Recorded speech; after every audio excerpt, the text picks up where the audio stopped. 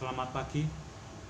Saat ini saya akan melanjutkan membaca kitab Roma, yaitu dari Roma 8 mulai ayat 31. Keyakinan iman. Sebab itu, apakah yang akan kita katakan tentang semuanya itu? Jika Allah di pihak kita, siapakah yang akan melawan kita? Ia yang tidak menyayangkan anaknya sendiri, tetapi yang menyerahkannya bagi kita semua.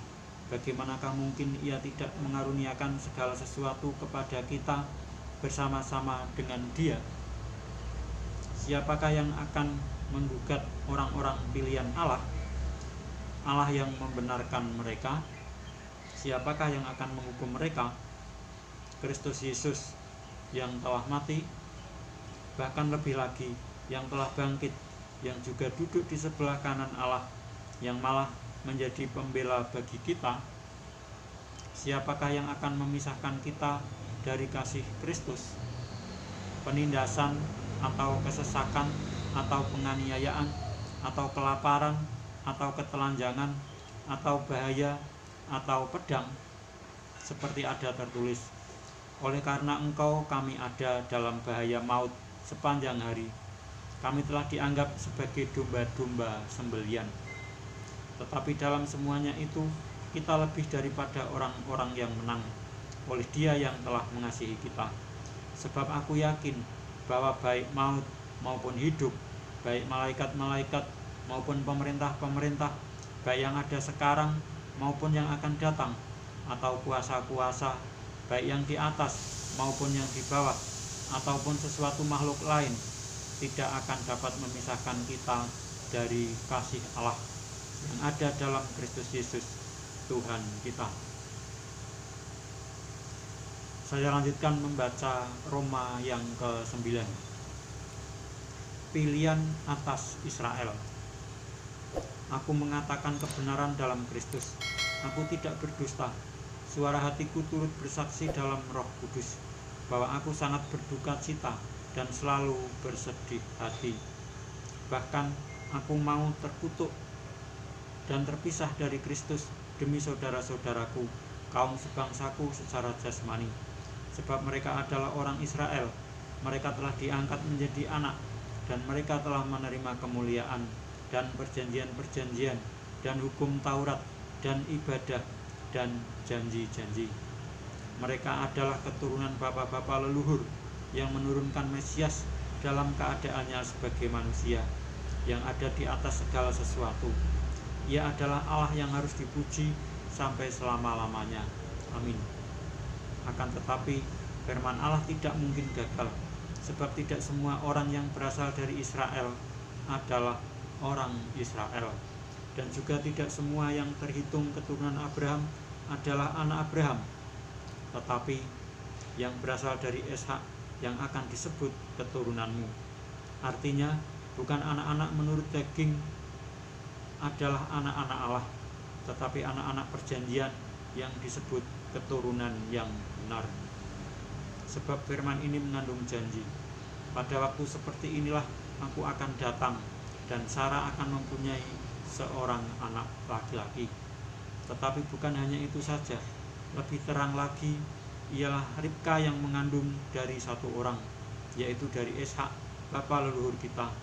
Sebab waktu anak-anak itu belum dilahirkan dan belum melakukan yang baik atau yang jahat, supaya rencana Allah tentang pemilihannya diteguhkan, bukan berdasarkan perbuatan, tetapi berdasarkan panggilannya.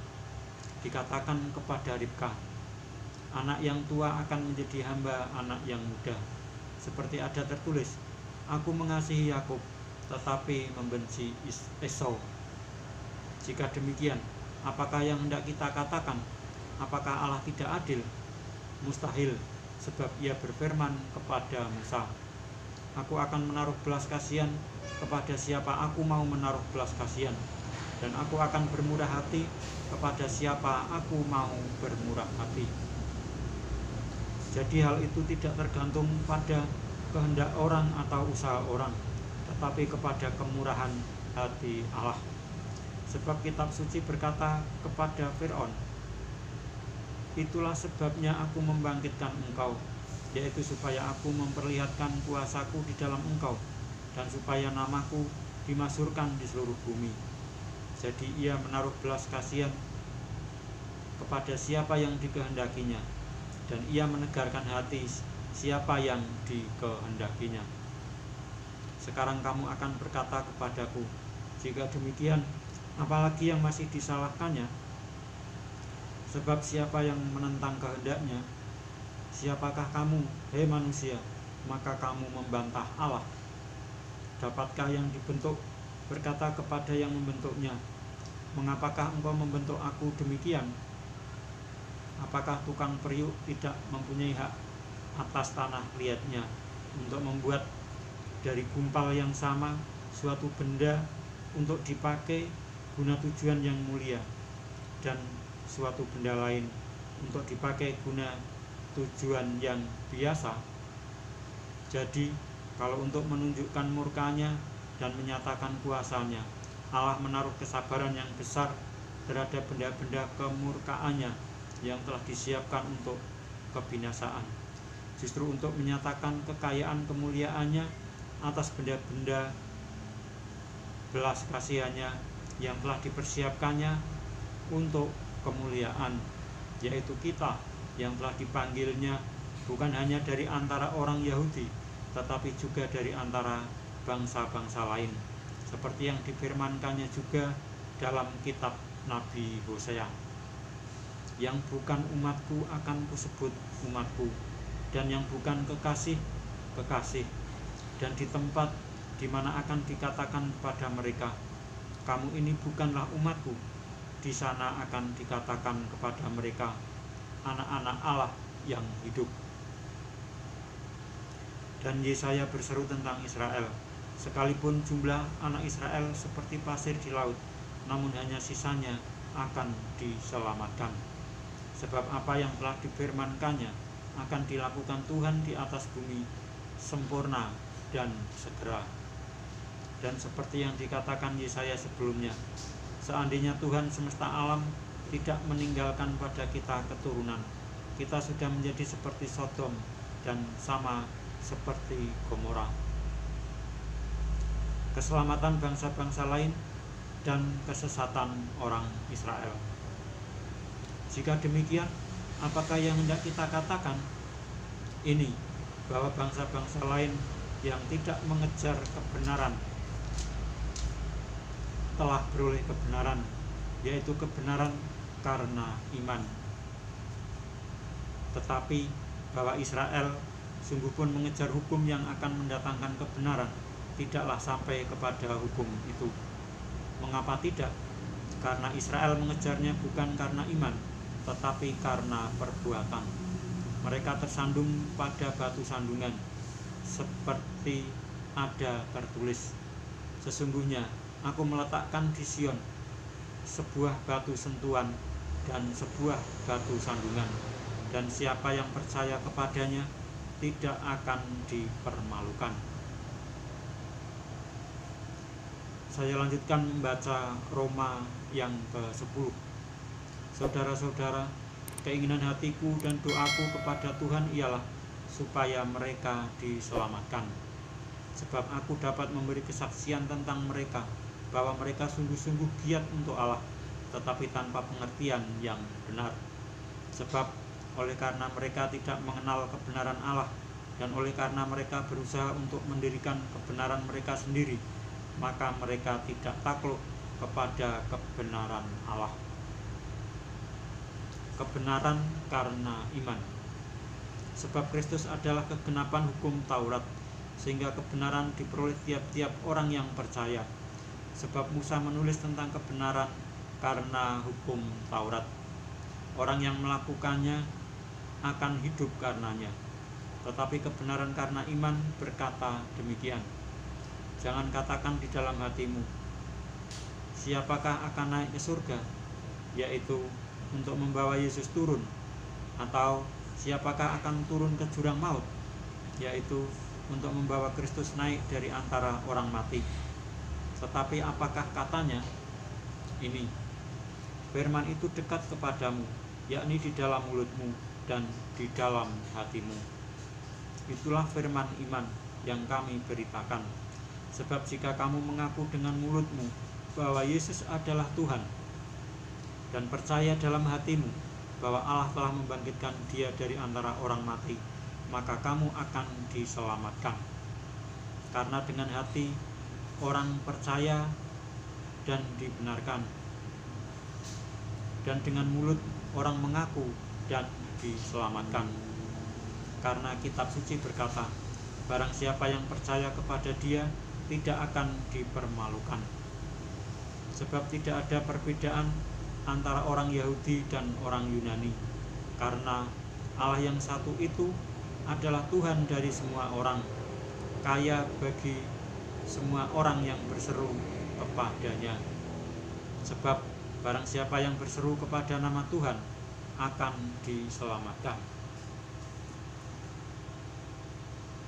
Tetapi bagaimana mereka dapat berseru kepadanya jika mereka tidak percaya kepada Dia? Bagaimana mereka dapat percaya kepada Dia jika mereka tidak mendengar tentang Dia? Bagaimana mereka mendengar tentang Dia jika tidak ada yang memberitakannya? Dan bagaimana mereka dapat memberitakannya jika mereka tidak diutus? Seperti ada tertulis, betapa indahnya kedatangan mereka yang membawa kabar baik. Ketidakpercayaan Israel. Tetapi tidak semua orang telah menerima kabar baik itu. Yesaya sendiri berkata, Tuhan, siapakah yang percaya kepada pemberitaan kami? Jadi iman timbul dari pendengaran, dan pendengaran oleh firman Kristus. Tetapi aku bertanya, adakah mereka tidak mendengarnya? Memang mereka telah mendengarnya. Suara mereka sampai ke seluruh dunia, dan perkataan mereka sampai ke ujung bumi. Tetapi aku bertanya, adakah Israel menanggapnya? Pertama-tama Musa berkata, aku menjadikan kamu cemburu terhadap orang-orang yang bukan umat, dan membangkitkan amarahmu terhadap bangsa yang bebal.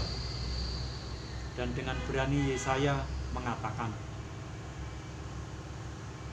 aku telah berkenan ditemukan mereka yang tidak mencari aku. Aku telah menampakkan diri kepada mereka yang tidak menanyakan aku. Tetapi tentang Israel ia berkata, sepanjang hari aku telah mengulurkan tanganku kepada bangsa yang tidak taat dan yang membantah.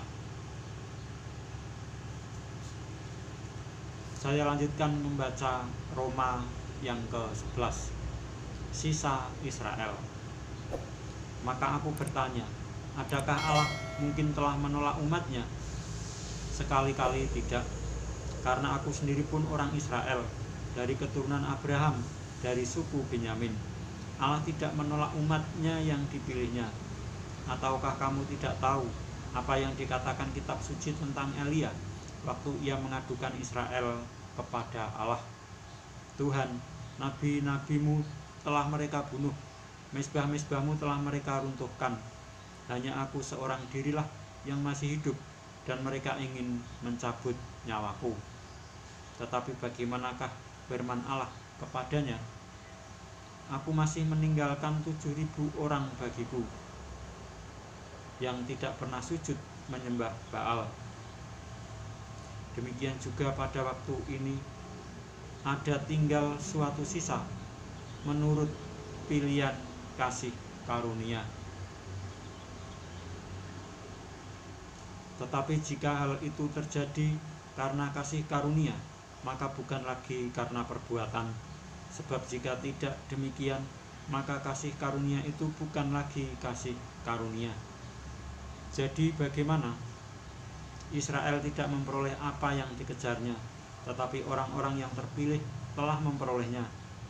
Dan orang-orang yang lain telah tegar hatinya, seperti ada tertulis, Allah membuat mereka tidur nyenyak, memberikan mata untuk tidak melihat,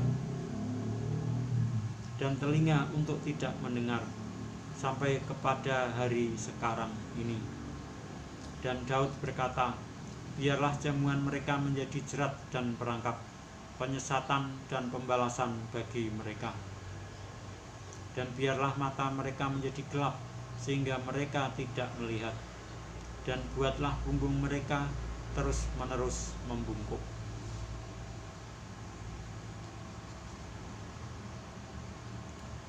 Demikianlah saya telah membaca kitab Roma sampai dengan Roma 11 ayatnya sampai dengan ayat yang ke-10. Dan saya akan melanjutkan membaca Roma 11 mulai ayat 11 tentang Israel tersandung, bangsa-bangsa lain selamat pada kesempatan berikutnya. Sekian, terima kasih.